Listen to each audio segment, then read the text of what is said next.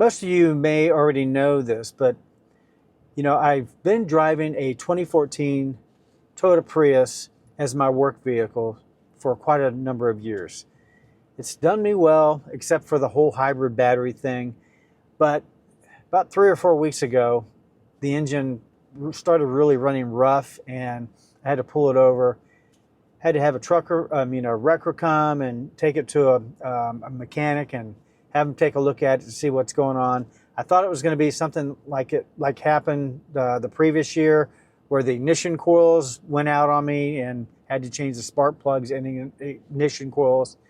And that wasn't a cheap little deal, but I actually negotiated with them and it became more reasonable than what they were originally going to charge me.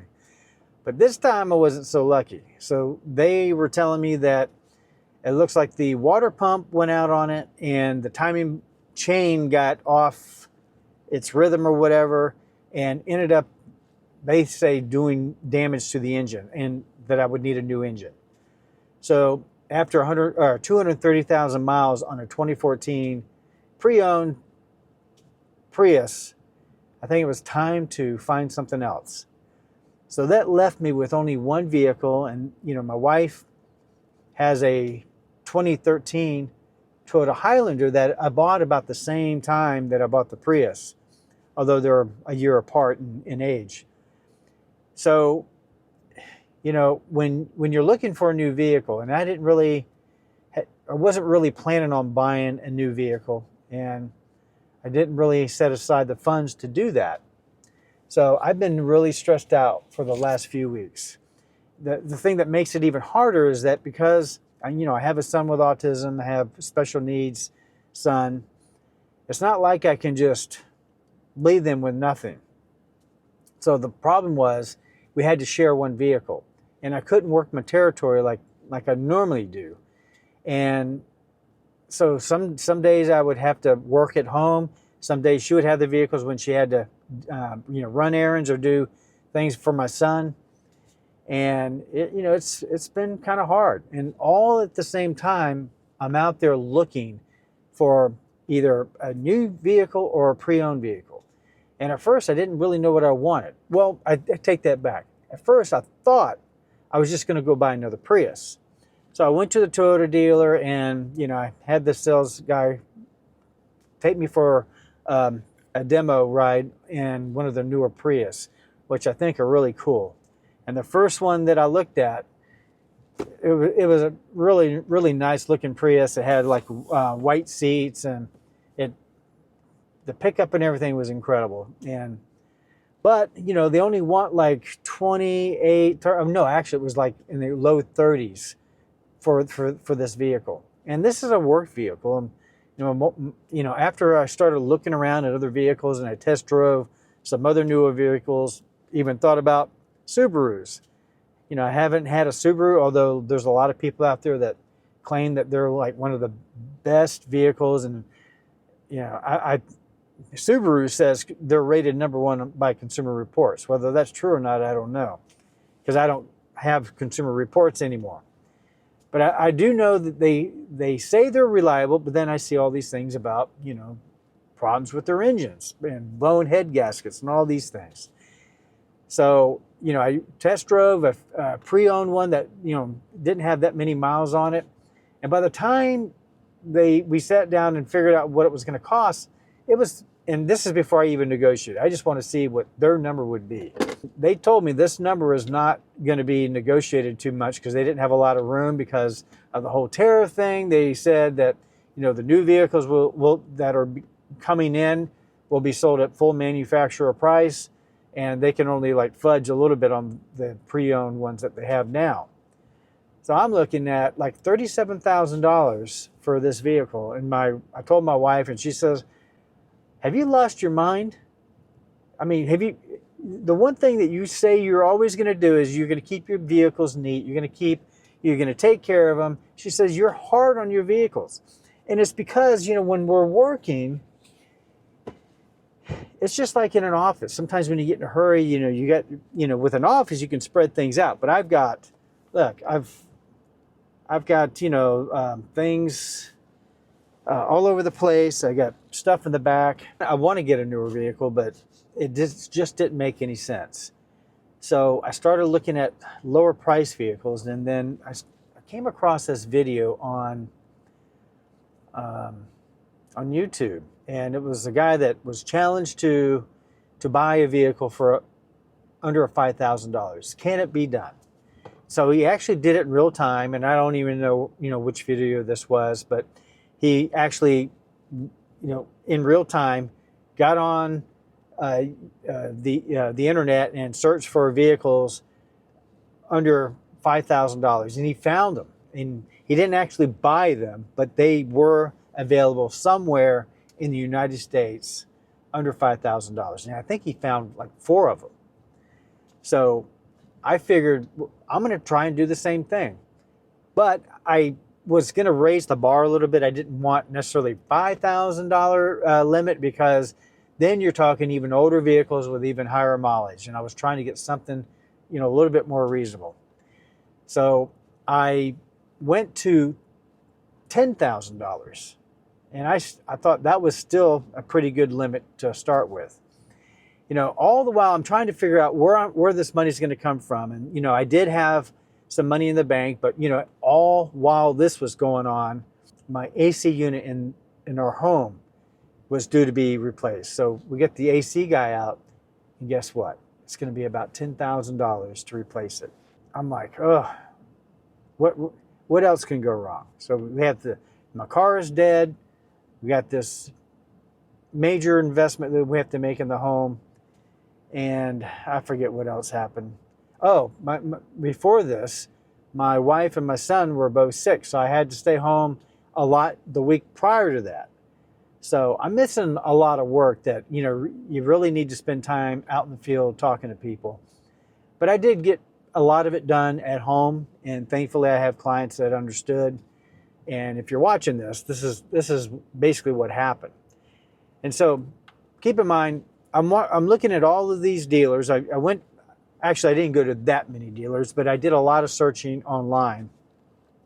I went to the Toyota dealer, the Honda, Subaru, and I think that was about it.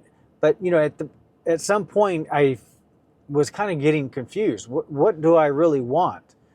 And this is the thing I have to say. I'm in sales. I've been in sales for over 30 years. There hasn't been very many really good car salesmen out there, in my opinion. I had maybe a couple out of all the ones. Because I did go to a couple other dealers in Orange Park, another Honda dealer. The Honda dealer guy was pretty good. But you know what they really didn't do? I think most people, even though they say they know what they're looking for, they may not really know what they really need or what they should get. And that's the thing that these guys really didn't do. They didn't really spend enough time asking enough questions, trying to uncover my real needs and wants. And the other side of the equation, I had a wife that did not like her Highlander because my son had destroyed the little entertainment screen display, which is not as extensive as the new ones today. But the first week she got it, he had a fit of rage and boom, destroyed it. She couldn't do her Bluetooth or any of that kind of stuff, although the radio still worked. She could still play the CD player, but it was annoying that she couldn't have hands-free calling, which is the biggest deal. And so I never really got it fixed because at the time there wasn't a lot of options. Now there are. And I just recently ordered a Bluetooth adapter that fits into your auxiliary port, which will make her vehicle hands-free again. So the struggle is trying to find the right vehicle. And, it seemed like everything I found, I wasn't making her happy with what I was looking at. And she said, "You're just going to tear it up." So I thought, I've got this 2013 Toyota Highlander. I really wanted a more economical vehicle. I actually found, I did pray about, for God to give me some answers. And sure enough, he did. He gave me some answers. So my first main really good vehicle that I really considered buying was and you're going to probably laugh at this, but it was a 2007 or 2008 Honda CRV. Now I know that's a fairly old car for, and it was under $10,000. So these are the vehicles that came up, and also there was a Honda Accord that I was going to look at, same kind of deal, under $10,000, and it was a fairly new one. The 2008 CRV only had 51,000 or 57,000 miles on it. And you know how they always say, try to find it from an older person, like the little old ladies that never drive, they keep it in their garage. Well, that's what I found. I found somebody, and actually, unfortunately, she had already passed away, but the executor of her estate, his responsibility was to sell off the vehicles. And so she had this thing that she hadn't driven in years sitting in her garage. Paint job was beautiful. Looked like a brand new vehicle to me. Like, you know, the headlights were crystal clear. The inside wasn't as pretty. It wasn't bad, but it was a little bit more lived in on the inside than the outside. And even the engine, when I opened up the hood, the engine was perfect. It was pretty clean. And so, and I took it for a test drove. It was a guy all the way over on the north side, right off the river. And, you know, he let me test drive it all by myself. And I took it out and drove it. Other than pulling too much to the left or the right, I forget what it was, it drove beautifully. A lot of pickup. It handled really well, turned on a dime. I was ready to buy that thing. And then I get home to tell my wife, and she says, "Are you crazy? What are you thinking? A 2008 vehicle and you're going to pay $10,000 for that? No."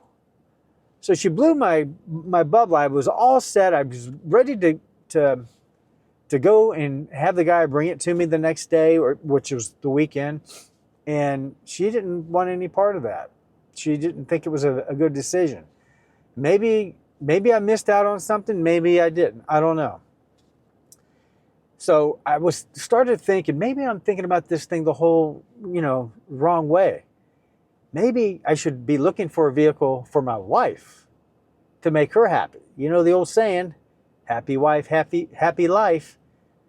So the guy that was going to sell me the Accord, because I did look at the Accord, but she said we shouldn't do any sedans because of the fact that we're getting older and trying to get things in and out of a trunk is harder to do. It was even hard when I could do it, when I had my Camry back in the day. You know, the trunks, even though they've got a lot of space in there, they're narrower openings. So when you're trying to get boxes of things in and out, especially if it's way in the back, it can be, a pain in the butt. And, a lot of times, especially with what I liked about my Prius, because it was a hatchback, when you lifted it up, if you're in the rain, you're covered, from the rain. And that's what I liked about having a hatchback. And that's why an SUV is good, because they have a nice big wide opening and they have a hatchback or lift gate that can cover you if I have to be, have cover in the rain. And so she nixed the Accord, but this same guy that I told him, I'm sorry, my wife doesn't want us to get a sedan. He says, well, I also have this available. And then he showed me some pictures of a 2014 Honda Pilot. Burgundy color, tan inside. Oh, and that was the other thing. When we look for a car, one thing that I always look for is something with a lighter interior. And it seems to me like some of these car brands, all they're putting out there is black interiors. And I don't have anything against black other than the fact that I believe and I know that black attracts heat. It actually holds heat in, whereas lighter colors reflect heat. And when I get in and out of the vehicle going from salon to salon, it doesn't take long for it to get really hot. And so I didn't want anything with a black interior, and neither did she. So when I saw this vehicle, and I guess I'll kind of tell you that, what ended up happening, this vehicle I'm actually sitting in right now. Beautiful dash and everything. But the thing that she didn't like, which we didn't really check out too well, was this little thing here. So this has a real key. And in the Highlander and my Prius, we're used to having the wireless or keyless entry, and this does not have it. This has a security alarm system. It's an aftermarket alarm. You just hold it up to this little black thing and it turns green and it'll allow you to start your car. Well, the problem with that is it's a pain for my wife. So she normally keeps her keys in her purse. And I think probably a lot of women will be the same way. Once you're used to a keyless entry system, you don't want to go back to a regular key, to where you got to actually, I mean, I can open the doors and locks, and even the lift gate and everything with a key fob. But it doesn't have, like when you walk up to the vehicle, like in my Highlander, you can walk up to it, even if you don't get your keys out, it lights up and you just hold the handle and it unlocks, those kind of things. And then when you get in the vehicle, you don't have to take your keys out of the purse. You just leave them there and you hit the start button and it starts. Well, this thing doesn't have it. But let me tell you what I love about it. So I got this at a really good price, under $10,000. So it's a 2014 Honda Pilot. I've never even looked at a Honda Pilot, I don't think. And if I did, I don't remember. But it's a bigger vehicle. It's definitely not a conservative vehicle. I thought, well, this would be a nice vehicle for my wife because it has all of the entertainment stuff. It's got a CD player. It's got Bluetooth. It's got your navigation system, cruise control, all of that. It doesn't have all the newer stuff like adaptive cruise control. It doesn't have lane assist or any of that kind of stuff. But it has most of the stuff that we're already used to. It has a DVD player back here for my son, which we used to have in our Honda Odyssey that we had years ago, and we haven't had that since.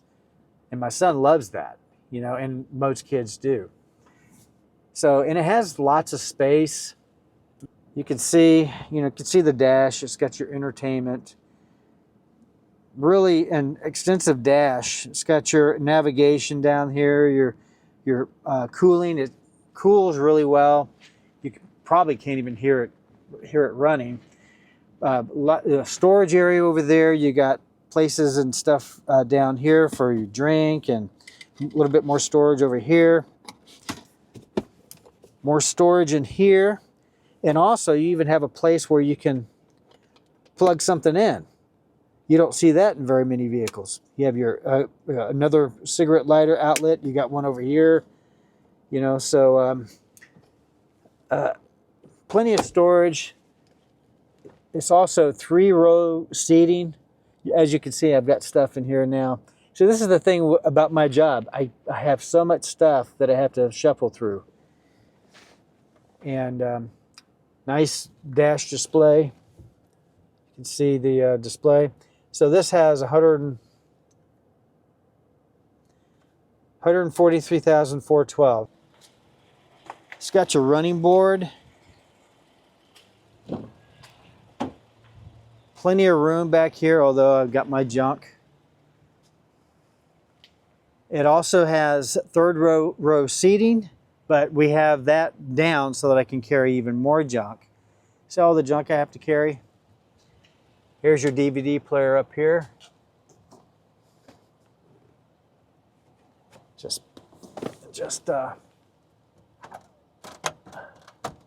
pops down. Good size screen. Your controls here. You also have controls down here as well.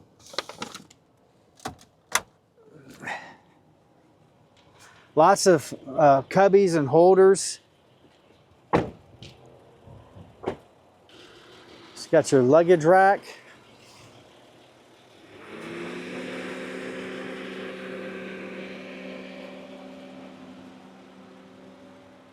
New tires.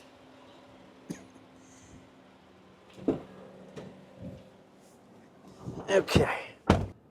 The guy that I bought it off of, he was a military guy. He is a Marine. And the reason why they were selling their vehicles is they're actually going to be shipping out to Japan.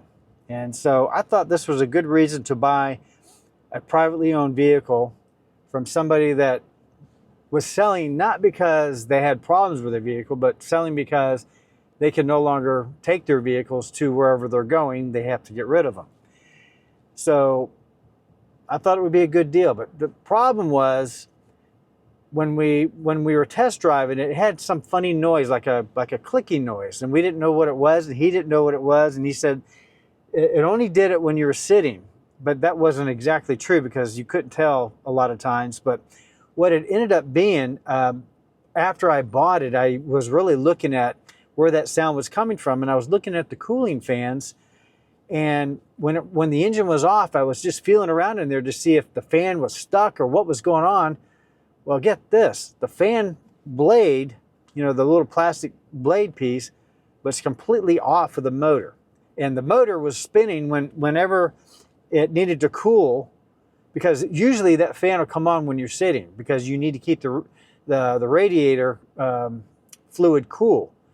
And so what was happening is that motor was spinning, knocking against that fan that wasn't even attached. And that's what was making the noise. But they said if you let a broken fan go like that, it could cause severe engine damage. So I was freaked out about that.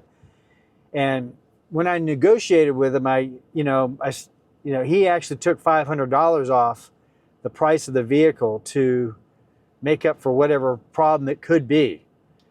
I don't know if he knew it or if he just didn't tell me, but I actually got it fixed at a local automotive repair place that I'd never heard of before. And I posted on Facebook for any of my clients that knew of a good, place to take Hondas or Toyotas. And one of my clients, Karen Haas, she mentioned Accurate Automotive on Phillips Highway. I called them up and I was calling around different places because I already knew what the problem was. I said, this is the problem. I already know, I physically can see and feel the fan was unattached. So it wasn't even attached to the motor. So this is what I need done. And they quoted me the lowest price. Now, sometimes the lowest price is not always the best, but a lot of places, when I called Honda, they couldn't even give me a price. They had to figure out what exactly was wrong. And the labor itself was going to be as much as these other places were charging. That was even before the part. And if it was a Honda part, it was going to be more than the aftermarket. And I think this place charged like $200 something for the part, which I know that you could probably get it cheaper, elsewhere. But it was supposed to be a 2-hour job. I scheduled it today, which kind of messed my day up, but I scheduled it today. It was a little late getting in, but I swear I could not believe it. I saw the vehicle parked up near the waiting area outside, and I'm like, what's it doing there already? It's not even like 45 minutes. And sure enough, the guy had it removed and replaced in probably 45 minutes time. I don't even know what the real time was, but it was definitely way less than the 2 hours that they had projected. And especially since they didn't even get started on time, I was impressed. And believe it or not, I tell you, these prayers actually come true. The total cost was under $500, $491 and some change. And everybody else wanted more. Even one of my local shops, they wanted $6 something. I was really impressed with this place. They have a nice, clean waiting area. They actually are an auto dealer as well. And I think they're more of an auto dealer than anything. But when I went around to look at their shop, they have an impressive looking shop. And they have guys that specialize in Hondas, guys that specialize in Toyota. So I'm going to be taking my vehicles there because they just impress me, and they just sound like they're not going to try to cheat you. They seem pretty honest about what they do. If you want a good place to fix your auto in Jacksonville, you might want to try them. Now, keep in mind, I'm just telling you that was my first experience. That's my only experience. But that was a recommendation from one of my customers, and it turned out to be great. And by the way, I got a lot of other people that wanted to fix my car. These are all these mobile people. I don't know if it's a scam or if they're scammers or what, but I didn't trust those. And one guy gave me a lowball offer of $100, I think, to do the repair. I didn't even respond to that. Bottom line is, I have a vehicle now under $10,000 that's a sweet vehicle compared to what I had. You know, my Prius wasn't as luxurious, although it does take more gas. And you're not going to believe it. It's not exactly has been a great deal. And the reason why I say that is my wife didn't, you know, when she test drove it, she didn't really check out every little thing, and neither did I. Sometimes you just get to a point where you just want to get the vehicle and be done and take it home. Well, as it turned out, the way her back and her leg is and everything, it just isn't as comfortable for her. So she tried to adjust it every which way, and it just is not a comfortable seat because these are more like bucket seats. And the Highlander had not necessarily a bucket seat. It was kind of open a little bit. And for whatever reason, the Highlander was just more comfortable. I'm happy with it. And, you know, the money came from somewhere. I can't really say, but it was a gift from God. All I can say is, you know, sometimes you just have to pray about things that you're going through that are maybe at first glance seem to be a hardship, but it'll work out. You just got to have faith. And it's worked out for me. So I know this was a long story. Hopefully you stuck through to the end, but the short of the whole story is buying a used car is not so simple. If it was a brand new car, you can at least compare apples to apples. You know, if you figure out exactly what you want, and that's what I would recommend. Figure out the brand, make, and model of exactly what you want, the trim and the whole 9 yards, and get a price from one dealer and go to another dealer and check that price, and just compare those and try to get the best deal. With the pre-owned market, it's so much tougher. I mean, you got so many variations. Even if you find a used vehicle that's like another, there's always going to be something different. The mileage is going to be different, the condition, the trim levels. I mean, my gosh, there's just so many different options. So many different, like even the colors, the interior colors. The pricing is just all over the place. One tip I can tell you though, I use my AI, Perplexity, to do the research for me. So when I did find a deal, I asked it to evaluate this deal. I told it exactly the model of what it was, how many miles it had on it, and what the dealer or the private person was selling for. And it told me whether or not that was a good deal or not. It told me whether or not that vehicle, based on the mileage, was going to be a reliable vehicle with all, you know, things being equal. If they actually took care of the vehicle, they did the proper maintenance. But it kind of gives you a better educated guess as to what, when you do purchase a vehicle, if that's going to be a good vehicle for you long term, or even in the short term. And then also I had it determine whether or not should I lease or should I buy. Should I buy new or used? All of these things went into account. And in these days and times, especially with tariffs and all these other variations, having all the information that you can get when you're doing your research is the best thing to do.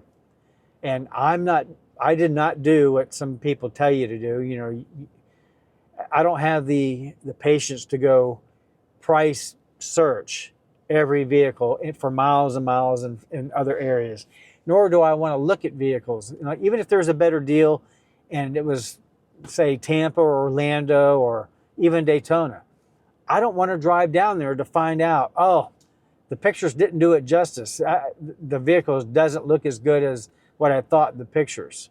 So, you know, when I look for a vehicle, I'm going to look for vehicles in my local area that I can easily check out. Even when they're local, they're a pain in the butt to go see. So it was a very exhaustive process to try and find a new vehicle while working, while trying to do my job. And I probably didn't do that great of a job during that time, but hopefully you guys kind of understand what I've been going through over this time. And then all that time, with all of that, I had issues with my son, different health issues. So, and then we also have issues that we deal with my wife's mom, who is legally blind, living by herself. So, all right. Well, hopefully this was a little bit entertaining, hopefully a little bit helpful and eye-opening. But don't give up on your search for a vehicle. I know this is off topic from my normal channel stuff, but hopefully this gives you a little bit more variety and it's not always about the same stuff. And, somewhere down the line, I'm going to be doing more and more of this kind of thing. So if you like it, please give it a thumbs up. Please share it with somebody that you think might get some value out of this. And if you haven't subscribed to my YouTube channel, please hit the subscribe bell or the button and then hit the bell to make sure you get notified the next time I upload a video. All right. Thanks for watching. Take care. Have a great day.